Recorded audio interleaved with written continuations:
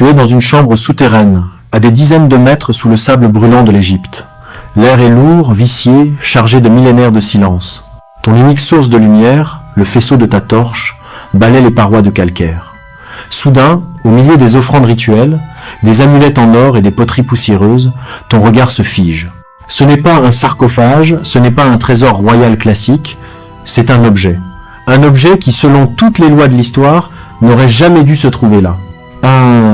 Un objet qui ne ressemble à rien de ce que les scribes auraient pu décrire. Ton cœur rate un battement. Tu es le premier à le voir depuis 3000 ans.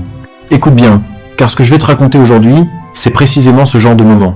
On nous a toujours enseigné l'Égypte antique comme une civilisation de paysans, de bâtisseurs de pyramides travaillant avec des outils rudimentaires, guidés par une mystique purement religieuse. Mais si je te disais que, dans les recoins les plus sombres des tombes, les archéologues ont déterré des pièces qui semblent défier la chronologie, des objets dont la technicité frôle l'incompréhensible, tu te demandes peut-être pourquoi on t'en parle jamais dans les documentaires classiques? C'est là que tout bascule. Parce que ces objets, une fois acceptés, forceraient les historiens à réécrire totalement le manuel de notre évolution technologique. Voici ce que l'histoire officielle ne te dit pas. Tout commence en 1898, à Saqqara, dans la tombe de Padi Imen. Les fouilles vont bon train, les ouvriers dégagent des débris, quand soudain, un étrange objet en bois de sycomore apparaît. Les archéologues le cataloguent d'abord comme un simple oiseau de cérémonie. Un jouet pour enfants, disent-ils. Mais regarde-le de plus près. Il possède un corps profilé, des ailes fixes parfaitement symétriques, et surtout un empennage vertical à l'arrière, comme sur les avions modernes. C'est pas la représentation d'un faucon ou d'un ibis, c'est un modèle réduit d'aérodynamisme. Des ingénieurs en aéronautique, des années plus tard, ont testé des répliques de cet oiseau. Et devine quoi? Il plane. Il a des capacités de vol réelles.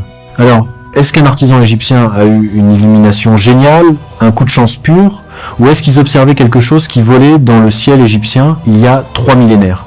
C'est là que ça devient vraiment fascinant. On parle pas de magie ici, on parle de physique. Si tu avais cet objet dans les mains, tu verrais pas un totem religieux, tu verrais un prototype. Pourtant, les autorités continuent de l'appeler oiseau. Pourquoi? Parce que la réponse impliquerait qu'ils avaient compris les principes de l'aviation bien avant les frères Wright. Et ça, c'est une pilule trop grosse à avaler pour beaucoup d'historiens. Mais ce n'est que la partie émergée de l'iceberg. Déplace-toi maintenant avec moi vers le temple d'Hathor à Dendera. Ici, les murs sont couverts de reliefs complexes. Il y a une scène particulière, le fameux relief de Dendera. Tu y vois des prêtres tenant un objet allongé, en forme de grand tube. À l'intérieur du tube, un serpent ondulant qui semble être le filament. Les sceptiques disent que c'est une représentation mythologique du dieu serpent. Mais regarde la base de l'objet. Il est relié à une boîte et d'un câble. On dirait un appareil électrique. Certains physiciens ont suggéré que cela ressemble trait pour trait à un tube de Crookes, une forme primitive de tube à décharge électrique. C'est là que ça devient mystérieux. Pourquoi, si les Égyptiens n'utilisaient que des torches à huile ou des lampes à graisse, n'a-t-on jamais trouvé de résidus de suie sur les plafonds des tombes les plus profondes de la vallée des rois? Comment ont-ils éclairé ces corridors étroits, peignant des fresques d'une précision microscopique dans une obscurité totale, sans noircir les parois? C'est une question qui hante les égyptologues depuis un siècle. Certains suggèrent l'utilisation de miroirs pour réfléchir la lumière du soleil, d'autres parlent de torches spécifiques, mais l'hypothèse de l'éclairage électrique, bien que radicale, répond à une réalité physique, l'absence de suie. Imagine la scène. Des prêtres ingénieurs manipulant ces dispositifs, faisant briller ces ampoules antiques au cœur de la Terre. Ce n'est pas de la sorcellerie, c'est de la technologie. Mais pour l'accepter, il faudrait admettre qu'ils avaient une compréhension de l'électrostatique dont nous n'avons aucune trace écrite. Peut être que le savoir était oral, gardé secret par une élite sacerdotale, loin des yeux du peuple. Et ce n'est pas tout. Approchons-nous d'un autre sujet, souvent ignoré par les guides touristiques, la précision du découpage de la pierre. Tu as probablement déjà vu les pyramides en photo, mais as-tu déjà vu les blocs de granit du plateau de Gizeh? Pas le calcaire mou, non, le granit dur, noir, importé d'Assouan. On parle d'une roche qui raye l'acier. Dans certains temples, les blocs sont coupés avec une précision telle qu'une lame de rasoir ne passe pas entre deux pierres. Mais c'est pas ça le plus choquant. Regarde les traces de perforation. Il y a des trous cylindriques parfaits dans le granit, avec des stries en spirale. Ces stries indiquent une rotation à très haute vitesse, une pression constante, une précision chirurgicale. Avec des burins en cuivre ou en pierre, comme on nous l'apprend à l'école, c'est physiquement impossible. Le cuivre est trop mou, il s'émousse au contact du granit. Il faudrait des années pour couper un seul bloc, et le résultat serait irrégulier. Pourtant, ces milliers de blocs sont parfaitement identiques. C'est comme si une machine, une scie circulaire ou une foreuse à ultrasons avait découpé la pierre comme on coupe du beurre. Voici ce que peu de gens savent. Ces traces de foreuse ne sont pas isolées. Elles sont partout. Elles témoignent d'une industrie de taille de pierre dont l'échelle et la technologie dépassent largement ce que les outils manuels en bronze permettaient. Alors, qui a fabriqué ces outils? S'il n'y a pas de machine, y a-t-il eu une perte de savoir? Ou est-ce que nous regardons les vestiges d'une civilisation antérieure dont les Égyptiens ont hérité et qu'ils ont réutilisé pour leur propre tombe? Parfois la réponse est sous nos yeux, mais nous refusons de la voir, parce qu'elle ne cadre pas avec le récit que nous avons appris. L'histoire est souvent écrite par les vainqueurs, mais elle est aussi parfois censurée par ceux qui ont peur de l'inconnu. Penchons-nous sur un autre artefact, plus étrange encore, le cœur des momies. On a découvert des momies avec des prothèses, des membres artificiels incroyablement sophistiqués. Mais il y a plus. Certains papyrus médicaux mentionnent des procédures qui ressemblent à de la microchirurgie. Pourquoi des prêtres médecins auraient-ils besoin de ces connaissances si avancées? Pour eux, le corps était un temple, une enveloppe sacrée qu'il fallait préserver pour l'éternité. La mort n'était pas une fin, c'était un départ. Peut être que leur obsession pour la conservation du corps n'était pas seulement spirituelle, mais liée à une compréhension biologique que nous commençons à peine à redécouvrir.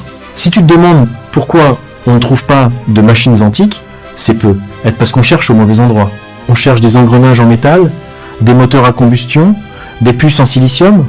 Mais si leur technologie était basée sur autre chose, sur la résonance, sur la fréquence, sur l'acoustique, certains chercheurs pensent que les pyramides elles-mêmes n'étaient pas des tombes, mais des machines vibratoires géantes. Les matériaux, la disposition, les chambres intérieures, tout suggère une ingénierie complexe, destinée à amplifier une énergie que nous ne savons pas encore mesurer. C'est là que ça devient vraiment fascinant. Plus on avance, plus on se rend compte que notre vision de l'histoire est une ligne droite qui monte, alors que celle des anciens était être un cycle. Ils ne découvraient pas, ils se souvenaient. Imagine un instant le choc des archéologues du 19e siècle face à ces objets. Ils étaient persuadés que l'humanité progressait de manière linéaire. Voir ces objets, c'était comme voir une voiture dans une écurie médiévale.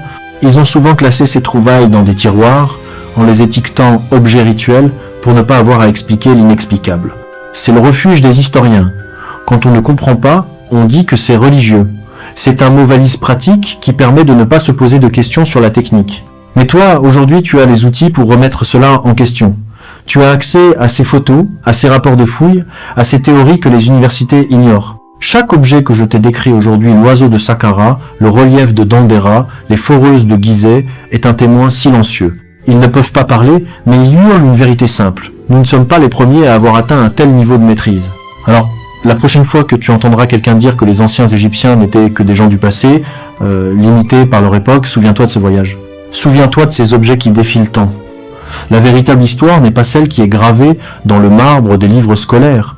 Elle est cachée dans la poussière des tombes, attendant simplement que quelqu'un, avec un esprit curieux, vienne soulever le voile. La question n'est pas de savoir s'ils étaient intelligents.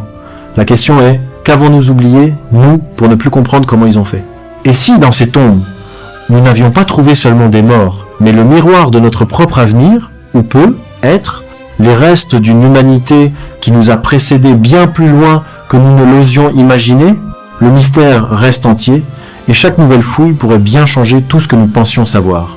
Mais dis-moi, selon toi, quelle est la découverte la plus troublante parmi toutes celles-ci? Est-ce le vol, l'électricité ou cette précision mathématique impossible? On se retrouve dans les commentaires pour en débattre, car c'est ensemble, en posant les bonnes questions, que nous ferons la lumière sur les zones d'ombre de notre passé. Et reste bien attentif, car dans la prochaine vidéo, nous allons plonger dans un secret encore plus enfoui, quelque chose qui pourrait bien remettre en cause l'origine même de notre civilisation. Es-tu prêt à le découvrir ?